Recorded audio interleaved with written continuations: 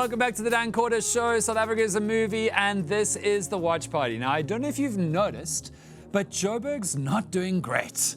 Hasn't been doing great for an extremely long time, but in the last week there's been a renewed, almost national obsession focus with what's been going on and what's been going wrong in the city of Johannesburg. So we're going to talk about it. Let's get into it, and I'm absolutely thrilled. She is the only person that we've invited back onto this show, the first person ever to be on this show twice, and that's just because I think she's one of the best journalists around. Please make some serious volume for the one and only Ferial Haffajee is here.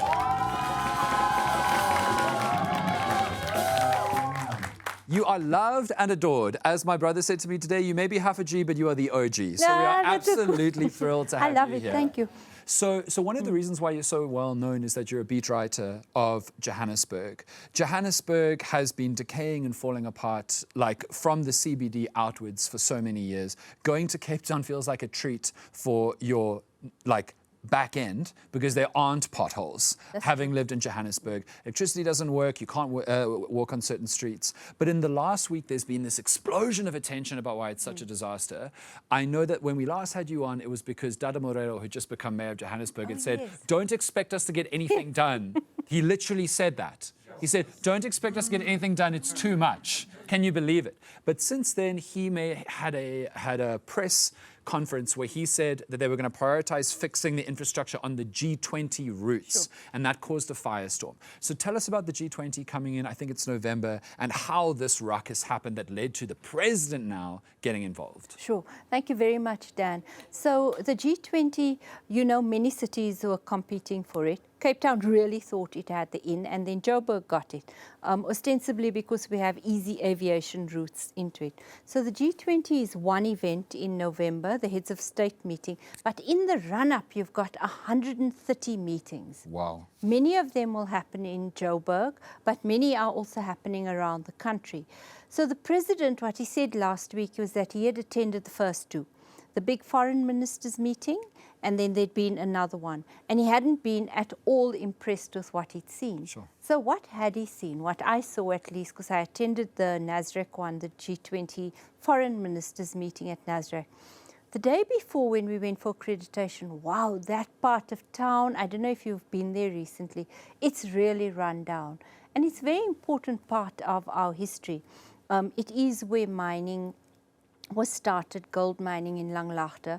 It's also the environment where Soweto is nearest to, but it has completely lost its way. I mean, the grass is higher than a human being, all the lampposts don't work, none of the lights work coming into the city. Sure.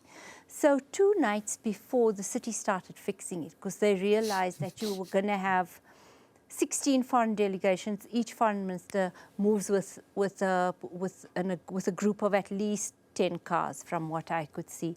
So they started fixing it. And until the night before, and in fact until the day of that G20 meeting, people were quickly writing street names and mowing the grass and painting stuff that I hadn't seen for the longest time. So obviously the president saw that this was entirely cosmetic. What we've seen, though, in the past week, this presidential working group, which is where the national government says things are not going well here, it's actually been in the making for some months. Okay. And for me, we really have to watch carefully what happens now, because Joburg, like he said, it matters, you know, everywhere matters, but what happens in Joburg and Gauteng, it has national implications. Absolutely. There was an extraordinary tweet from the city of Johannesburg that they since deleted, essentially showing all of the great work that they'd done on a particular street corner in the CBD. Yes. And all they had done was picked up kind of like 1 bin of litter, and like potholes and destruction, and all was exactly the same. And so I'm glad that they deleted it. But what has been extraordinary in the last week is the premier of the province of Gauteng, Panyaza Lesufi, apologized to the president, but not the people of Johannesburg. That really made me die. For the state of disrepair of the city. Like, talk me through how that made you feel. I mean, that when I saw it, I couldn't believe it. And then I thought, okay, let me search this. Did it really happen? And everybody had reported it exactly like that. The Premier, Panyaza Lesufi, apologizes to the president. My goodness, we've been telling our Premier, and Gauteng is not much more than a series of cities and some small councils. It's not like a rural province, so that's all it is. The Premier works in Joburg. We've been telling him for as long as he's been Premier, there's a problem here, there's a small problem here, the library's been closed for 4 years, the art gallery's collapsing, the services to people are just dying. But also everybody knows. You didn't have to tell him. Yeah, you didn't have to tell him. The whole country knows. Yes, and everybody's been telling him. Every time you look when the Premier posts something, he literally gets thousands of responses back saying, where have you been? You know, why aren't you doing this and that and that? So that really was gobsmacking performative politics. Yeah, for sure. And another very performative politician, one of the top brass in the ANC, is Ferial Haffajee. And he has spent the last 4 days telling the nation that Johannesburg started to fall apart when a coalition government was created, essentially trying to suggest that once the ANC didn't have a majority, Joburg went from being the city of gold to the city of nothing. Obviously not true? No, not true. But what has to be said, and this will be a little bit of a longer answer, is Johannesburg was established as the first big apartheid city. So the landlords, the people who own the gold mines and its value chain, they settled the best bits of it. It's that kind of city. Soweto was the dormitory town, built for the few workers who were allowed in, and then you've got your hostels where mine workers would stay. So for me, it was the archetypal apartheid city. Right. And it has to be said that from 1994 to about 2010, thereabouts, the ANC did its job.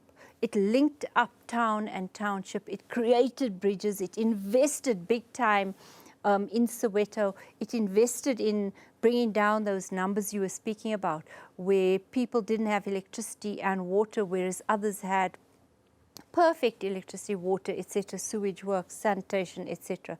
So it did mediate that apartheid gap, and I'd argue that it did so very, very well. So, for example, my mom and them who had grown up without water, without electricity, those places then had it, and it was good for Soweto, which became a functioning city. What happened after that is the decline. So it's untrue to say that coalition governments resulted in what we're seeing in Joburg. It has worsened things. Having 6 mayors in six years didn't help anybody, or in 5 years. But it's not true to say that it's only the coalition experience. Yeah, I want to ask Ferial Haffajee, if everything was working in Joburg, why did the ANC lose their majority? Exactly. Like, surely that's the question, right? If Joburg was so great. So I like the way that you said that Johannesburg is in many ways a symbol, a reflection of the whole country. And what happens here is often the story of the whole country. Yes. And it's the heartbeat politically, economically, and the rest of the whole country. And I think a lot of South Africa will say what's happened in the last 15 years. And no matter how much I read about it and how many theoreticians tell me about it, what I can't get my head around is how it's not for lack of money. It's not for lack of workers available. It's not for government departments being closed. It's not for workforces disappearing. But the state has fundamentally collapsed. It's seeming interest or care or maybe competence levels to maintain things and improve them has just collapsed in the last 15 years. I don't think that it's necessarily competence, because they were doing better than this and they have largely the same capacity as they used to. So why do you think that in Johannesburg, as a microcosm of the rest of the country, there has been a decade and a half race to the bottom? So Joburg chose a model that you don't see in any other city. In fact, you don't see it in any other council. It semi-privatized and created a neoliberal, big word, model of governance. It created these entities that are run by boards. And so what's happened is that each of those boards has become the locale for cadre deployment. Okay. So I've studied Joburg Property Company, Water, City Power. If you look at who sits on those boards, it's really cadres who are there in order to extract rents or send contracts to various parties. That has become worse under coalitions, because now you've got all the parties in the coalition putting their people on and ensuring that their people get something. it's a model that I'd argue has to be unwound because no other city works like this. Wow. What happens day to day is you call up your councillor, you're really cross because you haven't got electricity and water. The poor councillor has to sit on the same call centre that you and I call up because they have no line of accountability to those entities. Right. They are run by these privatized boards. And I'd say it was a model that was started with the best intentions to bring fresh best talents into a city, to crowd it into the city. It's now become the opposite of that. It's become a version of the national capture, which we've seen. So how do you undo that board? Well, you need legal changes in order to change that. You need to change the system of how Johannesburg's structured. So you would need not only bylaw changes here, but you would need provincial changes and national ones. And I'm hoping that's what that presidential working group will begin paying attention to. So what I'm going to try and do with the Maverick, and I'm hoping more media will maybe join, is these things can become very bureaucratic, you know, talk of working groups and interim task teams, etc., where they have to make sense to people on the ground really quickly. So maybe we're going to choose 3 places, and every month we check in, but on every 100 days, we take pictures now, and in 100 days we see how does it look. Right. Because I think visual investigation is what makes sense to people. I think you're absolutely right. So why didn't this fairy tale gone wrong board strategy happen in other cities? Why did it only happen here? Because this was going to be the Petri dish or the trial example. Test case, yeah. I'm very glad it didn't happen elsewhere, because what you've seen in eThekwini is that suddenly Durbs is looking much, much better. Everyone who goes says the intervention group there has worked quickly and it's worked well. Sure. And I think it's done so because they didn't have to maneuver via these entities. Interesting. But do you think that this kind of involvement now by the president could inspire a political consensus to just start working? Because the embarrassment of this is that they have now just suddenly started working. They just weren't working beforehand. Sure. In a matter of hours to days, they all just started doing their jobs. And it's insane to me that they for so long they just didn't do their jobs. Do you think that with the local government elections coming, with the ANC's decline also trying to be arrested, that it's genuinely possible that this can cause systemic change? I certainly hope so. But what's clear to me is that the days of thinking that a Messiah is going to come from above, from the union buildings in this case, and fix our wonderful city is long gone. So what I have loved is that the Johannesburg Crisis Alliance has held 6 summits. They presented all of that to the president on Friday.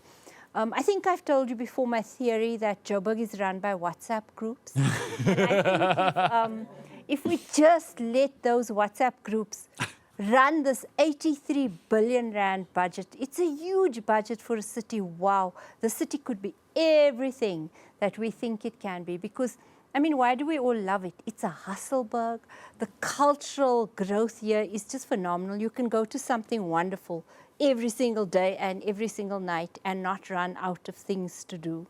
Yeah. Its urban green spaces are fabulous.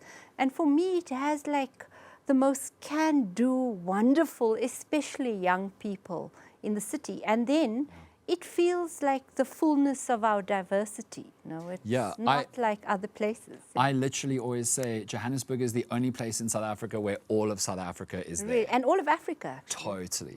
Isn't she amazing? Ferial Haffajee, thank you so much for your work. We appreciate you so much.